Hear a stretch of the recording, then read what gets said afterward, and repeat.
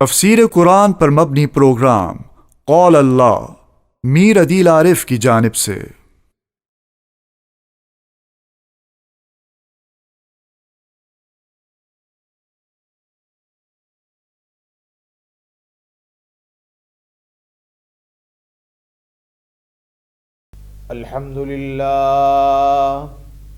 الحمد للہ نحمده ونستعینه ونستغفره ونؤمن به ونتوکل علیہ ونعوذ باللہ من شرور انفسنا ومن سیئات اعمالنا من يهده الله فلا مضل له ومن يضلله فلا هادي له وأشهد أن لا إله إلا الله وحده لا شريك له وأشهد أن سيدنا وسندنا ونبينا ومولانا محمدا عبده ورسوله صلی اللہ تعالی علیہ وعلا آلہ واصحابہ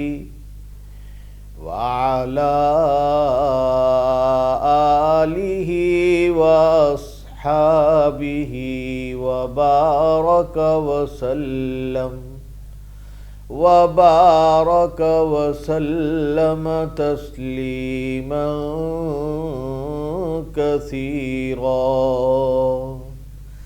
أما بعد فأعوذ بالله من الشيطان الرجيم بسم اللہ الرحمن الرحیم اللہ الذی جعل لکم الانعام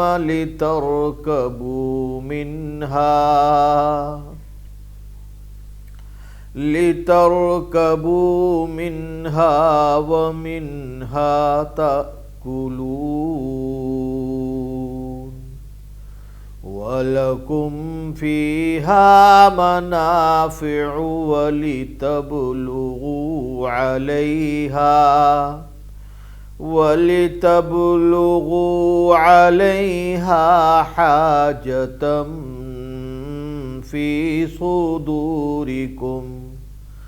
في صدوركم وعليها وعلى الفلك تحملون ويريكم آياته فأي آيات الله تنكرون أفلم يسيروا في الأرض فينظروا كيف كان عاقبة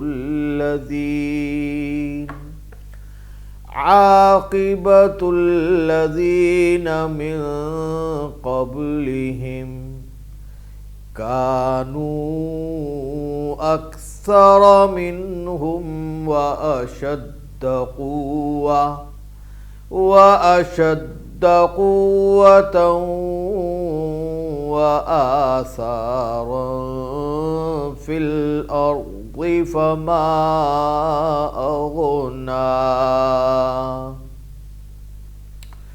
فما أغنى عنهم ما كانوا يكسبون فلما جاءتهم رسلهم بالبينات فرحوا فرحوا بما عندهم من العلم وحاق بهم ما كانوا به يستهزئون فلما رأوا بأسنا قالوا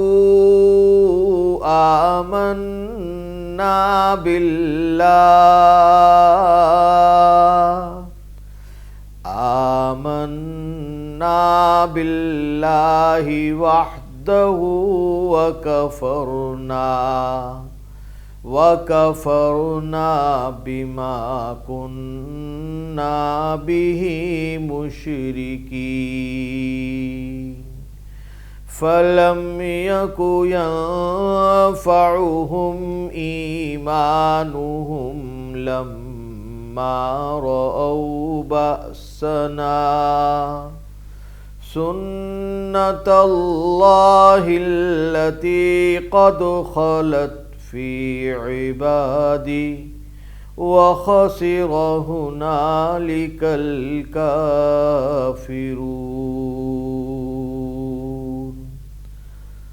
آمنت بالله صدق الله مولانا العظيم۔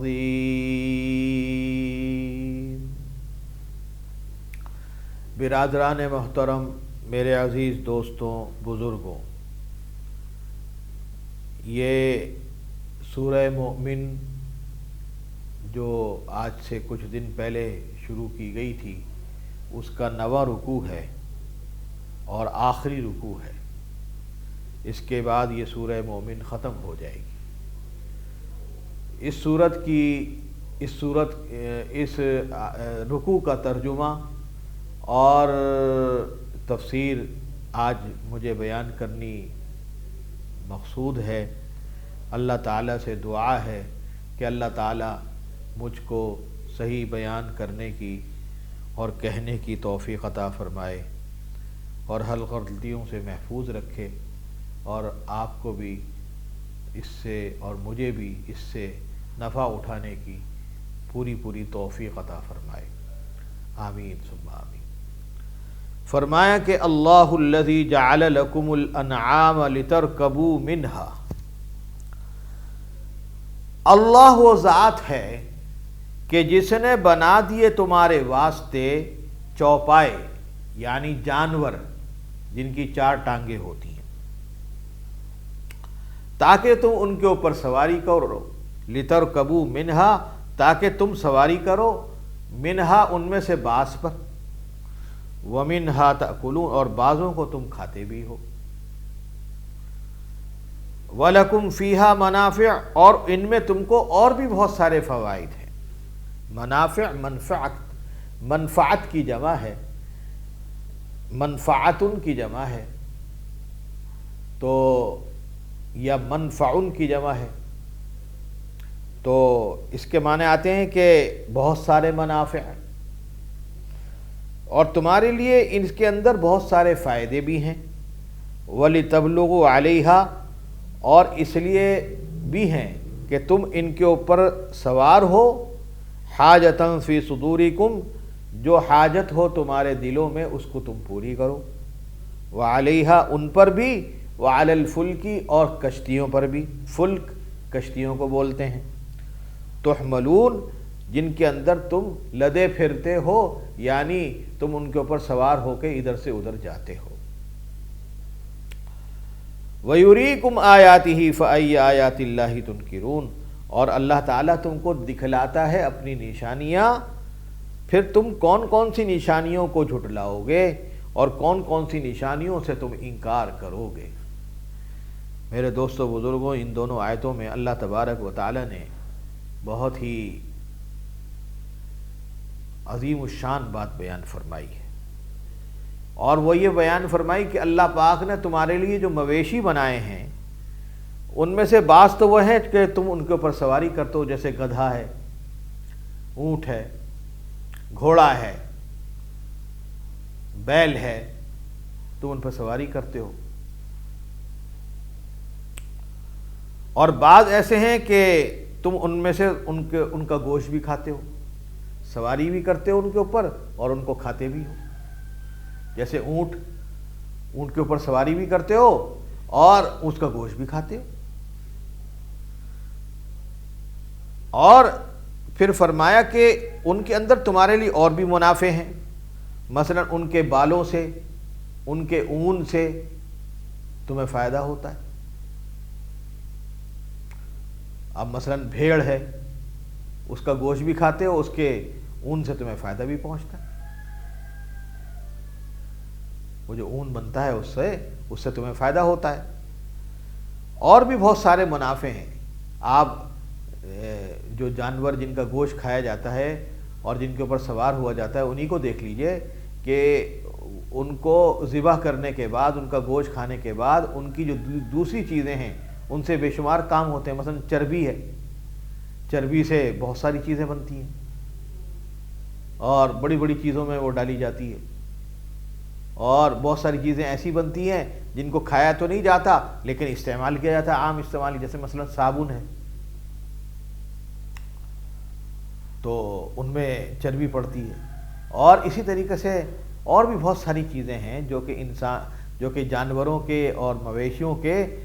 پاس ہوتی ہیں، اور ان سے ذبح کرنے کے بعد، گوشت کھانے کے بعد، سواری کرنے کے بعد ان سے فائدہ بھی ہوتا ہے۔ اون ہے، مثلا بال ہیں، ان سے فائدہ ہوتا ہے۔ کھال ہے، جانمازیں بنتی ہیں اس سے، دریاں بنتی ہیں، بچھونے بنتے ہیں، قالین بنتے ہیں، اور پتہ نہیں کیا کیا چیزیں ان سے بنتی ہیں، اللہ تعالیٰ کو پتہ ہے، اور آپ جو لوگ اس کو جانتے ہیں ان کو پتہ ہے اس کے بارے میں۔ تو اللہ تعالیٰ یہ فرما رہے ہیں کہ ہم نے یہ جو مویشی پیدا کیے ہیں تمہارے لیے ایسے ہی پیدا نہیں کیے، تمہارے لیے ان کے اندر بہت سارے منافع ہیں، بہت سارے فائدے ہیں، سوار بھی ہوتے ہو، کھاتے بھی ہو، اور بھی بہت سارے منافع ہیں۔ سوار ہوتے ہو، ادھر سے ادھر جاتے ہو۔ پہلے زمانے میں نہ ہوائی جہاز تھا، نہ ٹرین تھی، نہ بس تھی، موٹر کار تھی، کچھ بھی نہیں تھا، تو انہی پہ سفر ہوتا تھا۔ یہی چیز سواریاں بھی تھیں، کھانے کے لیے اشیاء بھی تھیں، دودھ پینے کے لیے بھی یہ جانور تھے، دودھ دینے کے لیے، اور بڑے فوائد تھے ان کے۔ یہ سب اللہ تعالیٰ نے کیوں؟ تاکہ انسان صحیح معنوں میں شکر کرنے والا بنے، عبادت کرنے والا بنے، صحیح راستے پہ آنے والا بنے۔ لیکن کیا کیا انسان نے؟ ان آیتوں کو دیکھا، ان نشانیوں کو دیکھا، ان سے فائدہ بھی اٹھایا، ان کو کھایا بھی، ان کے سے منافع بھی حاصل کیے، سب کچھ کیا، لیکن اس کے باوجود انکار کرتا ہے، شرک کرتا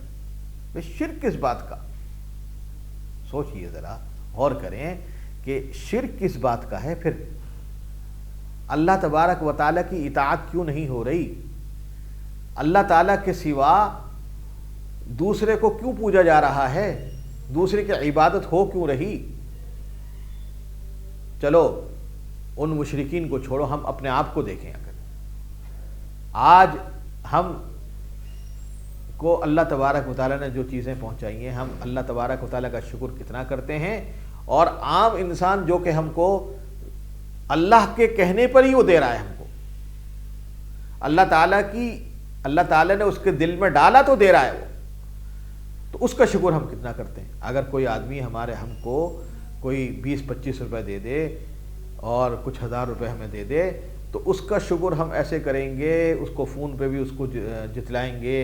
اور اس کے پاس جائیں گے بھی، اس کو ہدیہ بھی دیں گے، تحفہ بھی دیں گے، اور پتہ نہیں کیا کیا اس کے لیے کریں گے۔ اور اللہ جو صبح سے شام تک ہم کو کھلا رہا ہے، پلا رہا ہے، دے رہا ہے، سواریاں کروا رہا ہے، سواریاں دے رہا ہے، اس کا کوئی شکر نہیں اس کا۔ اللہ اکبر۔ تو اس لیے میں نے تو اپنے بزرگوں سے سنا ہے کہ 2 چیزوں کی عادت اگر آدمی ڈال لے، ایک اللہ کا شکر ادا کرنے کی، اور دوسرے اللہ تعالیٰ سے مانگنے کی۔ ارے مانگتے دوسروں سے کیوں ہو؟ اللہ سے مانگو، اللہ سے کہو کہ یا اللہ آپ میرا یہ کام کروا دیجئے، آپ میرا یہ کام کروا دیجئے، اس کی کوئی حل عطا فرما دیجئے۔ اللہ سے مانگو، اور رٹ لگا دو اللہ کی، یا اللہ میرا یہ کام کر دے، میرا یہ کام کر دے۔ یہ جو ہم نمازیں پڑھتے ہیں، نمازیں ہم پڑھتے ہیں تو ان نمازوں میں بہت ساری نمازیں ہمیں نفلی بھی ہوتی ہیں. تو اگر ہم نفلی نمازوں میں اللہ سے نماز کے دوران ہی اللہ سے مانگے، مثلا رکوع میں گئے سبحان ربی العظیم کہہ رہے ہیں، سبحان ربی الاعلیٰ کہہ رہے ہیں، سبحان ربی العظیم کہہ رہے ہیں، جو بھی کہہ رہے ہیں، تو اس کے بعد جو ہے وہ اللہ تعالیٰ کی حمد بیان کر رہے ہیں، اللہ تعالیٰ کا ذکر کر رہے ہیں، تو ساتھ میں کچھ اور دعا بھی، سبوح قدوس ربنا ورب الملائکۃ والروح، یہ بھی کہہ دیں رکوع کے اندر، اللہ تعالیٰ کی حمد بیان کر دیں. اور جب سجدے میں جائیں تو اور جو دعائیں ہیں، نفلی نمازوں کی بات ہو رہی ہے، اس میں اور بھی بہت ساری دعائیں ہیں، وہ پڑھ لیں. مثلا یہی دعا اللہم اغفر لی ذنبی ووسع لی فی داری وبارک لی فی رزقی رب اجعلنی مقیم الصلاۃ ومن ذریتی ربنا وتقبل دعاء رب اوزعنی ان اشکر نعمتک التی انعمت علی وعلی والدی وان اعمل صالحا ترضاہ واصلح لی فی ذریتی انی تبت الیک وانی من المسلمین رب انی مسنی الضر وانت ارحم الراحمین. یہ دعائیں مانگے اللہ تعالیٰ سے، اور جتنا ہو سکتا ہے اللہ سے مانگیں. جب اللہ تعالیٰ سے مانگیں گے تو انشاءاللہ اللہ تبارک و تعالیٰ کیوں نہیں سنیں گے. وہ بھی نماز میں مانگ رہے ہیں، رکوع میں مانگ رہے ہیں، سجدے میں مانگ رہے ہیں. سجدے میں تو اللہ تعالیٰ کا قرب ہوتا ہے، تو اس میں مانگ رہے ہیں. تو میرے دوستوں بزرگوں، تو بات یہ ہے کہ اگر ہم صحیح معنوں میں اگر اس کو لگا لیں اپنے ساتھ اور کوشش کریں تو حقیقت میں ہم کو اللہ کہاں سے کہاں اللہ تعالیٰ ہمیں پہنچا دے، کہاں سے کہاں پہنچا دے. تو میں یہ کہا تھا کہ کافر لوگ جو پیچھے ہوتے ہیں اور شرک کرتے ہیں وہ کس وجہ سے کرتے ہیں، جبکہ فائدہ تو ان کو سارا اللہ تعالیٰ پہنچا رہا. یہ مشرکین جن کو پوجتے ہیں، جن کی عبادت کرتے ہیں، وہ تو نہیں پہنچا رہے ان کو، وہ تو ان کو کچھ کھانے کو نہیں دے رہے، ان کو پینے کو نہیں دے رہے، ان کو سواری کرنے کے لیے نہیں دے رہے، ان کی حاجت پوری کرنے کے لیے کچھ نہیں دے رہے، بس سمجھ رکھا ہے کہ یہ کر رہے ہیں. پھر قرآن کریم یہ کہہ رہا ہے کہ افلم یسیروا فی الارض، کیا نہیں چلے زمین کے اندر، فینظروا، بس انہوں نے دیکھ لیتے، وہ لوگ دیکھ لیتے کہ کیا انجام ہوا ان لوگوں کا جو ان سے پہلے گزرے ہیں، ان کا کیا انجام ہوا. قوم عاد کا کیا انجام ہوا، قوم سمود کا کیا انجام ہوا، قوم لوط کا کیا انجام ہوا، قوم مدین کا کیا انجام ہوا، تو اور قوم فرعون کا کیا انجام ہوا. تو سب کو دیکھا انہوں نے کہ جو زمین میں چل کے کہ کیا انجام ہوا. کانوا اکثر منہم، وہ ان سے قوت میں بھی زیادہ تھے اور زور میں بھی زیادہ تھے اور تعداد میں بھی زیادہ تھے. کانوا اکثر منہم او اشد قوة وآثارا فی الارض، اور انہوں نے جو نشانیاں زمین میں چھوڑی ہیں وہ بھی بہت زیادہ ہیں. چنانچہ آپ ایسے علاقوں میں چلے جائیں جہاں پہ یہ لوگ تھے تو وہ نشانیاں ابھی تک باقی ہیں. فما اغنى عنہم، لیکن ان کی وہ جو نشانیاں جو انہوں نے کمائی تھیں اور بنائی تھیں وہ کچھ بھی کام نہ آئیں جو وہ کچھ کماتے تھے. کاش کہ وہ اللہ تبارک و تعالیٰ کا فرمان مان لیتے اور اللہ تبارک و تعالیٰ کی فرمان کے مطابق، اللہ تعالیٰ کے فرمان کے مطابق زندگی گزار لیتے تو یہ پریشانی ان کو نہ ہوتی. فلما جاءتهم رسلهم بالبینات، پھر جب پہنچے ان کے پاس رسول، ان کے پاس کھلی نشانیاں لے کر، تو اترانے لگے اس پر جو ان کے پاس تھی خبر، جو ان کے پاس علم تھا. وحاق بہم، اور ان کے اوپر وہ چیز چھا گئی جس کے اوپر وہ ٹھٹا کرتے تھے، یعنی ان کے اوپر الٹ پڑی وہ چیز جس پر وہ ٹھٹا کرتے تھے، مذاق کرتے. یعنی جب انبیاء علیہ الصلوۃ والسلام ان کے پاس پہنچتے اور آ کے کہتے کہ بھئی اللہ تبارک و تعالیٰ نے تم کو اتنا نوازا ہے تو تم اللہ کے ساتھ شرک کیوں کرتے ہو، اللہ تعالیٰ کا حکم کیوں نہیں مانتے ہو، تو وہ اترانے لگتے اور ہنسی ٹھٹا کرنے لگتے. تو قرآن کریم یہی کہہ رہا ہے کہ یہ ایسے لوگ ہوتے ہیں ناقبت اندیش، اور یہ جو منکرین ہیں یہ واقعی ان کو اپنی عاقبت کی کوئی فکر نہیں تھی کہ جب اللہ کے رسول ان کے پاس دلائل اور توحید کے دلائل لے کر آ رہے ہیں، ایمان لے کر آ رہے ہیں، تو یہ لوگ اپنے علم کو انبیاء علیہم الصلاۃ والسلام کے لائے ہوئے علم پر فوقیت دیتے تھے، بہتر سمجھتے تھے، اور اپنے علم کو، جس کو اپنا علم سمجھتے تھے، انبیاء علیہم الصلاۃ والسلام کے علم کو رد کرتے تھے، اور یہ علم جس پر یہ کفار خوش ہوتے تھے اور اس میں مگن رہتے تھے، اور اب اس علم کے مقابلے میں انبیاء علیہم الصلاۃ والسلام کو رد کرتے تھے، ان کے علوم کو رد کرتے تھے۔ اس کے بارے میں علماء فرماتے ہیں یہ تو ان کا جہل مرکب تھا، اور انہوں نے تو حقیقت میں یہ سمجھا تھا کہ ایک ناحق چیز کو حق بات سمجھ کے بیٹھ گئے تھے۔ جیسے آپ نے دیکھا ہوگا کہ یونانی فلسفہ ایک زمانے کے اندر بہت پڑھایا جاتا تھا، اب تو خیر اتنا نہیں پڑھایا جاتا، لیکن ایک زمانے میں بہت پڑھایا جاتا تھا یونانی فلسفہ۔ اس کے اندر بیشتر علوم ایسے تھے جو، اور بیشتر تحقیقات ایسی تھیں جو الہیات سے متعلق تھیں اور اسی نمونے کی تھیں، اور ان کے اوپر کوئی دلیل بھی نہیں تھی، تو اب وہ الہیات کے اوپر باتیں کرتے تھے، الٹی سیدھی باتیں، اور اپنی فلسفیانہ دلائل دیا کرتے تھے۔ تو ان کو جہل مرکب تو کہہ سکتے ہیں، ان کا نام علم نہیں ہے، کیونکہ علم ہم نام رکھیں گے تو علم کی توہین ہے یہ۔ اور یا تو یہ سمجھتے تھے، یا پھر انبیاء علیہم الصلاۃ والسلام جو ان کے پاس علوم لے کر آتے، قرآن کریم کا اور آسمانی کتاب کا اور اللہ تبارک و تعالیٰ کا علم لے کر آتے، اور ان کو شرک سے روکتے، نافرمانی سے روکتے، تو اس کے مقابلے میں اپنا جو علم ان کو تجارت کا اللہ تعالیٰ نے ہی دیا تھا، صنعت کا علم جو اللہ تعالیٰ نے ان کو دیا تھا، اور اس میں واقعی یہ لوگ ماہر تھے، تو قرآن کریم نے ان کے اس علم کا ذکر سورہ روم کے اندر بھی کیا ہے کہ یعلمون ظاہرا من الحیات الدنیا وہم عن الآخرۃ غافلون، یعنی دنیا کی ظاہری زندگی اور اس کے منافع حاصل کرنے کو تو یہ سمجھتے تھے کہ یہ علم ہے، مگر آخرت جہاں ہمیشہ رہنا ہے، جہاں کی راحت اور کلفت دائمی ہے، اس سے یہ بالکل جاہل ہوتے تھے، بالکل غافل ہوتے تھے۔ اس آیت میں بھی اگر یہی علم ظاہر دنیا کا مراد لے لیا جائے تو مطلب یہ ہوگا کہ یہ لوگ چونکہ قیامت اور آخرت کے منکر ہیں، وہاں کی راحت اور کلفت سے جاہل اور غافل ہیں، اس لیے اپنے اس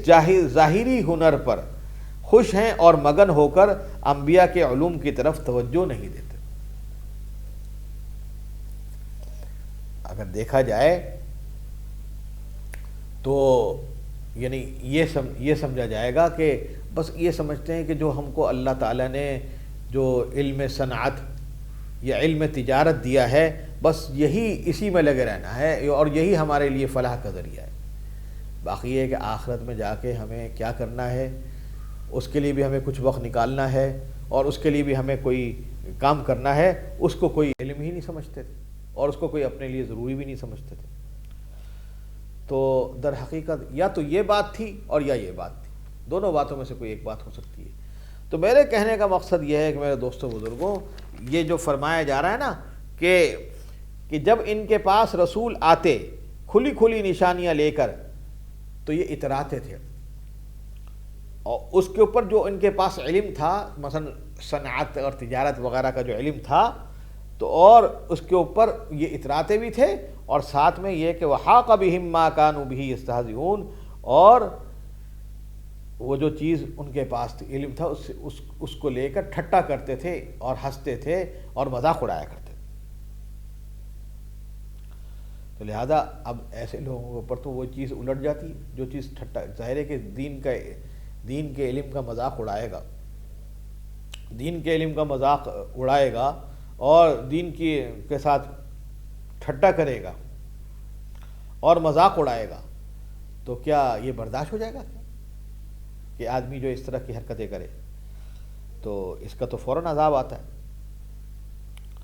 فَلَمَّا رَأَوْا بَأْسَنَا قَالُوا آمَنَّا بِاللَّهِ، پھر جب انہوں نے دیکھ لیا کہ ہماری آفت آ گئی ہے، ہم نے جو عذاب بھیجا وہ آ گیا، تو اس وقت کہنے لگے کہ ہم یقین لائیں۔ اب دیکھیں کہ جب ان قوموں کا عذاب آ گیا، کہیں پر بادل آ گئے، کہیں پر پتھر برسے، کہیں پر چیخ ماری گئی اور مختلف قسم کے عذاب آئے، تو اس وقت انہوں نے کہہ دیا کہ جی ہم ایمان لائے اللہ کے اوپر، اور ہم نے چھوڑ دی وہ چیزیں جن کو ہم شریک کہتے تھے، جن کے ساتھ ہم شرک کرتے تھے، ہم نے ان کو چھوڑ دی۔ ارے بھائی اس وقت کیا فائدہ، اس وقت کیا فائدہ، جب آپ کو بتایا جا رہا تھا اس وقت کہ بھئی آپ مان جاؤ، اس وقت تو آپ نے مانا نہیں۔ تو کہنے کا مقصد یہ ہے کہ ایسے وقت میں کہاں ایمان لانا معتبر ہوگا۔ حدیث شریف میں آتا ہے کہ یقبل اللہ توبۃ العبد ما لم یغرغر، یعنی اللہ تبارک و تعالی بندے کی توبہ اس وقت سے پہلے قبول کرتے ہیں کہ جس وقت نزع روح اور غرغرہ موت سامنے آ جائے، اس سے پہلے قبول فرما لیتے ہیں۔ اسی طرح پر عذاب آسمانی کے سامنے آ جانے پر کسی کی توبہ اور ایمان قبول نہیں ہوتا، کہ اب جو ہے کوئی آدمی جو ہے جب تو آسمانی عذاب آ گیا تو اس وقت یہ کہنے لگے کہ جی میں توبہ کرتا ہوں۔ تو وہ فرعون نے بھی کی تھی، جب فرعون ڈوبنے لگا تو اس وقت کہنے لگا کہ جی میں ایمان لایا موسیٰ کے رب کے اوپر۔ تو اور بھی جتنے بھی لوگ گزرے، اس وقت ایمان لانے کا کیا فائدہ ہوگا۔ تو کہنے کا مقصد یہ ہے ان آیتوں کا کہ ایک تو رسولوں کی بات نہیں مانتے تھے، اور ان کے پاس وہ جب نشانیاں لے کر آتے تو اتراتے تھے اور ان کا مذاق اڑاتے تھے، کئی کام یہ کرتے تھے۔ تو پھر جب اللہ تبارک و تعالی نے عذاب بھیجا تو اس وقت کہنے لگے کہ ہم ایمان لے کے آئے، تو اس وقت فرمایا کہ فلم یکو ینفعہم ایمانہم، پھر کام نہ آیا ان کا، فائدہ نہیں پہنچایا ان کے ایمان نے، لما رأوا بأسنا، جب انہوں نے ہمارا عذاب دیکھ لیا۔ سنت اللہ التی قد خلت فی عبادی، اور یہ طریقہ چلا ہوا ہے اللہ تبارک و تعالی کا کہ جو چلتا ہوا آ رہا ہے، کیا کہ اللہ تعالیٰ کے بندوں میں کہ اللہ تعالیٰ پہلے تو ڈرانے والے اسباب بھیجتے ہیں، انبیاء علیہم والسلام کو بھیجا، انبیاء علیہم والسلام کے پیروکاروں کو بھیجا، کتاب بھیجی، سمجھایا اور سمجھانے والے بھیجے، اور طرح طریقے سے ان کو ڈرایا دھمکایا، نشانیاں دکھلائیں، اور جو انہوں نے مطالبات کیے مطالبات پورے کیے۔ قوم سمود نے مطالبہ کیا تھا کہ پہاڑ سے اونٹی نکال کے دکھاؤ، چلو وہ بھی دکھا دی، اور بھی جو مطالبات کرتے تھے وہ مطالبات بھی پورے کر دیے، لیکن اس کے باوجود نہیں مانیں گے تو پھر تو ظاہر ہے اللہ تعالیٰ کا عذاب آئے گا۔ اس لیے میرے دوستوں بزرگوں، جو اللہ تبارک و تعالیٰ کا حکم ہے، اللہ تبارک و تعالیٰ کے حکم کو ہمارا کام یہ ہے کہ اس کو مانیں، اس پر ایمان لے کر آئیں اور اس کو تسلیم کریں، اسی کے اندر بھلائی ہے۔ دیکھیں، کسی کام کے کرنے میں سستی ہو جاوے، غفلت ہو جاوے، لیکن آدمی اس کو مانتا ہے کہ ہاں یہ کام مجھے کرنا ہے، لیکن نہیں کر پا رہا، سستی کی وجہ سے، غفلت کی وجہ سے، یا کسی عارض کی وجہ سے نہیں کر پا رہا، وہ پھر بھی کم ہے، وہ بھی کمزوری ہے، لیکن اتنی بڑی کمزوری نہیں۔ کمزوری سب سے بڑی یہ ہے کہ اللہ تبارک و تعالیٰ کے حکم کو ایک تو نہ ماننا، پھر اترانا، پھر شرک کرنا، اور شرک کرنے کے ساتھ ساتھ ہنسی ٹھٹا کرنا، جو انبیاء علیہم السلام آ رہے ہیں، ان کے پیروکار آ رہے ہیں، کتابیں آ رہی ہیں، ان کے ساتھ ٹھٹا کرنا، ان کا مذاق اڑانا، یہ ہے خراب بات۔ تو یہ پھر جب عذاب آتا ہے ایسے لوگوں پہ، اور جب عذاب آتا ہے تو عذاب جب آ کے پڑتا ہے، اس وقت یہ کہیں کہ جی ہم نے اللہ تعالیٰ کی بات مانی اور اللہ اور اس کے رسول کی بات مانی، تو اس وقت کوئی فائدہ نہیں ہوتا۔ اور وہ میں نے حدیث سنا دی آپ کو کہ یقبل اللہ توبۃ العبد ما لم یغرغر، کہ اللہ تعالیٰ بندے کی توبہ اس وقت سے پہلے قبول فرما لیتے ہیں جس وقت نزع روح اور غرغرہ موت سامنے آ جائے۔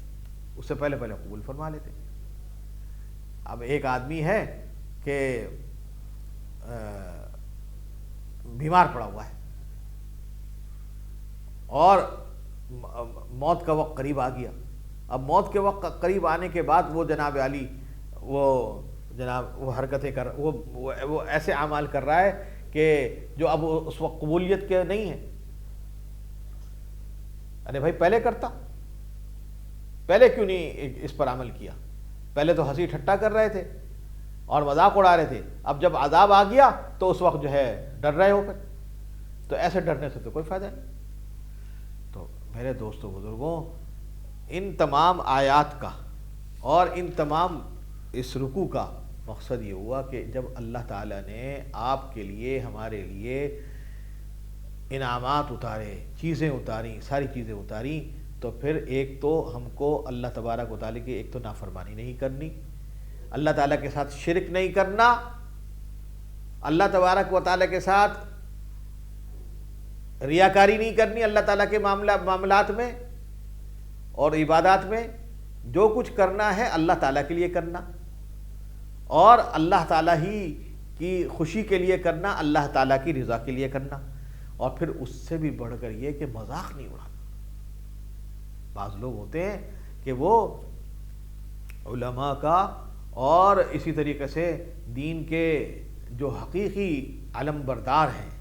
اور دین کی باتیں کرنے والے ہیں اور دین کو صحیح صحیح بتانے، ان کا مذاق اڑاتے ہیں، ان کے بارے میں طرح طرح کی باتیں کرتے ہیں۔ اللہ بچائے، اللہ بچائے۔ تو اس سے تو ہمیشہ ڈرنا چاہیے۔ اللہ تعالیٰ بھی اس سے ناراض ہوتا ہے کہ ہم کسی عالم کی توہین کریں۔ ایک تو وہ عالم ہے جو کہ عمل نہیں کرتا، اس کی بھی توہین نہیں کرنی، لیکن وہ جو کہ عمل کرتا ہے اور سیدھا راستہ بتاتا ہے، صحیح راستہ بتاتا ہے، اس کی ہم توہین کریں، اس کے ساتھ مذاق کریں اور اس کے ساتھ ہنسی ٹھٹا کریں، تو بسا اوقات اللہ تبارک و تعالیٰ کو یہ بات پسند نہیں آتی اور اس کے پر عذاب آ جاتا ہے۔ اللہ تعالیٰ محفوظ فرمائے، کیونکہ اللہ تبارک و تعالیٰ ایسے علماء کو پسند فرماتے ہیں کہ جو دین کی کام کر رہے ہیں، دین کے کاموں میں لگے ہوئے ہیں اور اخلاص سے کر رہے ہیں۔ دیکھیے، اخلاص نام اس بات کا نہیں ہے کہ ہر وقت کام روتے ہوئے کریں اور یہ سمجھے کہ میں جو کام روتا ہوا کر رہا ہوں بس وہ اخلاص ہے۔ بات یہ کہ دل کے اندر اگر اس بات کی طمع ہے کہ جو میں کام کروں گا اللہ کے لیے کروں گا، چاہے وہ تھوڑا ہنسی مذاق میں بھی کہہ دے اور دل نشین انداز میں بھی کہہ دے اور تھوڑا سا شگفتہ مزاجی سے بھی کہہ دے، لیکن دل کے اندر یہ بات ہے اور نیت بھی یہی ہے کہ اس سے مجھے سمجھانا مقصود ہے اور یہ مقصود ہے کہ یہ صحیح راستے پہ آ جائے، صحیح راستے پہ آ جائے اور ذرا ماحول بھی خوشگوار رہے، تو اس میں کوئی حرج نہیں، کوئی حرج نہیں اس میں۔ لیکن ایک آدمی جو کام تو کر رہا ہے اخلاص سے اور اس سے کر رہا ہے، تو لیکن یہ کہ غصے سے کر رہا ہے اور اسی طریقے سے دوسروں کا مذاق اڑا کے کر رہا، ہنسی ٹھٹا کر کے کر رہا، تو یہ اللہ کو پسند نہیں ہے۔ تو ایک تو یہ کہ خود بھی نہ کرے، کوئی عالم دین ہو، کوئی بیان کرنے والا کوئی دین کا مذاق نہ اڑائے، اور دوسری یہ کہ وہ لوگ جو اس کے سن رہے ہیں اگر وہ سادہ آدمی ہے صحیح طور پہ بیان کرا تو اس کا بھی مذاق نہ اڑائے، نہ اس کی شکل کا مذاق اڑائیں، نہ اس کے کپڑوں کا اڑائیں اور نہ اس کے کہنے کا مذاق اڑائیں۔ بات سنیں، بات وہ کیا کہہ رہا ہے اور بات کی حقیقت کو سمجھیں، تو پھر اللہ تبارک و تعالیٰ اس کو آگے بڑھاتے ہیں۔ دیکھیے، ضروری نہیں کہ دین کو بیان کرنا اور دین کو بیان کرنے کے لیے ہر وقت جنید بغدادی اور علامہ عبد القادر جیلانی اور جنید بغدادی اور امام غزالی اس طرح کے لوگ آئیں۔ ظاہر ہے کہ اب جب آئیں گے دین سمجھانے کے لیے اخلاص سے ہی سمجھا رہے ہوں گے، تو ان میں سے کچھ ایسے بھی ہوں گے کہ جو صحیح طریقے سے بول بھی نہیں سکتے ہوں گے، الفاظ میں بھی ٹوٹ پھوٹ ہوگی، لیکن اخلاص سے کر رہے ہوں تو ان کا مذاق نہیں اڑانا چاہیے۔ بعض لوگ ہوتے ہیں ان کا مذاق اڑاتے ہیں بلا وجہ، ارے ان کو تو کچھ آتا ہی نہیں ہے، ان کے تو بس کا کچھ نہیں ہے، ان کو تو کچھ آتا ہی نہیں ہے، اور یہ ارے بھائی اس کو دیکھو کہ وہ کر کیسے رہا ہے، کر کیا رہا ہے، اور کیا بات کہہ رہا ہے۔ اللہ تعالیٰ ہم سب کو ان ایسے لوگوں کا مذاق اڑانے سے محفوظ فرمائے۔ تو اللہ تبارک و تعالیٰ جو ہے نا، علماء کا کوئی کے ساتھ کوئی ہنسی ٹھٹا کرے اس کو معاف نہیں کرتے، اس کو معاف نہیں کرتے، اس کا خمیازہ ان لوگوں کو بھگتنا پڑتا ہے جو کہ علماء کا مذاق اڑاتے ہیں۔ تو میرے کہنے کا مقصد یہ ہے بھائیوں کہ یہ جو انبیاء علیہ السلام آتے تھے یہی تو بات سمجھاتے تھے کہ بھئی شرک نہ کرو، اللہ کی اطاعت کرو، اللہ تبارک و تعالیٰ نے جو کتاب اتاری ہے اس پر عمل کرو۔ لیکن یہ لوگ کیا کرتے تھے، کافر اور مشرکین یہ کرتے تھے کہ ایک تو بات نہیں مانتے تھے، اپنے علم کو ان کے علم پر ترجیح دیتے تھے، ان کے اپنے علم کو ان کی باتوں پر ترجیح دیتے تھے، پھر مزید یہ کہ ہنسی ٹھٹا کرتے تھے، مذاق اڑاتے تھے۔ تو جب عذاب آیا تو اس وقت ایمان لانے کا کیا فائدہ؟ اس وقت ایمان لانے کا کیا فائدہ؟ تو اس لیے ہم کو چاہیے کہ کسی کا عالم کا مذاق نہ اڑائیں، اور کسی قرآن کریم کی آیت کا مذاق نہ اڑائیں، اس کے بارے میں کوئی ایسی بات نہ کریں جس سے کہ اللہ تعالیٰ کو ناراضگی ہو، ورنہ خدا نہ خواستہ کوئی ایسی بات پڑ گئی کہ جس کے لینے کے دینے پڑ جائیں تو پھر کیا ہوگا؟ تو اللہ تعالیٰ ہم سب کو یہ بات سمجھنے کی توفیق عطا فرمائے۔ آخر میں ایک دعا ہے، سب مل کے مانگیں گے انشاءاللہ تو فائدہ ہوگا۔ اللہم انا نسألک العفو والعافیہ والتوبہ قبل الموت والیسر والمعافات عند الموت والمغفرہ والرحمت بعد الموت ببرکت آل حامیم وصلی اللہ تعالی علی النبی الکریم۔ اے اللہ ہم آپ سے مانگتے ہیں، معاف کرنے کو مانگتے ہیں، آپ ہمیں معاف فرما دیجئے، آمین۔ اور ہم آپ سے عافیت مانگتے ہیں کہ آپ ہمیں عافیت دے دیجئے، یا اللہ، آمین آمین۔ اور ہم آپ سے توبہ مانگتے ہیں کہ اللہ آپ ہمیں معاف فرما دیں، کیا کیا گناہ ہم نے کر لیا، اللہ ہمیں معاف فرما دیں۔ اور یہ توبہ ہماری آپ موت سے پہلے ہی قبول فرما لیجئے، اور آسانی کا معاملہ فرمائیے دنیا کی زندگی میں بھی، آخرت کی زندگی میں، اور معافی دے دیجئے موت کے وقت، اور مغفرت بھی فرما دیجئے، اور رحمتیں بھی برسا دیجئے موت کے بعد بھی، موت سے پہلے بھی۔ کیوں کہ ببرکت آل حامیم، حامیم جو یہ صورت پڑی ہے اور آگے جو صورتیں آ رہی ہیں حامیم حوامیم جن کو کہا جاتا ہے، ان کی برکت سے۔ وصلی اللہ تعالی علی النبی الکریم، اور اللہ تبارک و تعالی درود نازل فرمائے، رحمت نازل فرمائے نبی اکرم صلی اللہ علیہ وسلم پر، جو انتہائی کریم ہیں، انتہائی سخی ہیں، اور انتہائی بلند پایا کے ہیں، بلند سے بلند پائے کے ہیں۔ اللہ تعالی ہم سب کو اس کی توفیق کامل عطا فرمائے۔ وآخر دعوانا الحمدللہ رب العالمین۔ تفسیر قرآن پر مبنی پروگرام قول اللہ میر عدیل عارف کی جانب سے